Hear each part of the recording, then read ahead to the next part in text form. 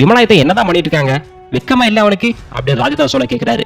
இல்லை, அவரால் ஒண்ணுமே பண்ண முடியல. இது மாதிரி மேல சாளுக்கிய நாட்டோட அரசன் ஜெயசிம்மன் 6 மாசத்துக்கு முன்னாலே இதை மாதிரி கீழே சாளுக்கியத்தை தன்னுடைய பெரும் படையை கொண்டு அவனை அடக்கி வச்சிருக்கான். இதனால விமலாயத்தெல்லாம் எதுவுமே பண்ண முடியாத சிச்சுவேஷன்ல அவர் உட்கார்ந்துருக்காரு இப்படின்னு அந்த பேருக்க சொல்றாங்க.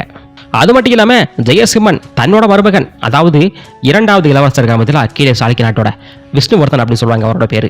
அவரை இதை மாதிரி முடி சூட்டிட்டோன்னா இதை மாதிரி கீழே சாளுக்கிய நாட்டை நம்ம வச்சுக்கலாம். இதை மாதிரி கீழே சாளுக்கிய நாடும் மேலே சாளுக்கிய நாடும் சேர்ந்துச்சுன்னா இதை மாதிரி சோழ நாட்டோட எல்லை தொண்டை நாட்டுக்கு வருவாங்க. தொண்டை நாட்டை படிப்பாங்க, நடுநாட்டை படிப்பாங்க, அப்புறம் தஞ்சாவூர்லேயே பிடிக்கிறதுக்கு கையை கட்டிட்டு நிற்பாங்க அப்படின்ட்டு வீரர்கள் சொல்றாங்க.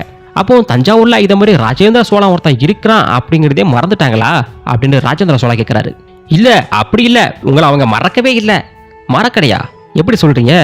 அடிக்கடி புலம்புறாங்களா? எதை பத்தி புலம்புறாங்க? இதை மாதிரி ஹோட்டலில் நடப்பச்ச அந்த ஒரு மிகப்பெரிய போரை பத்தி புலம்புறாங்க.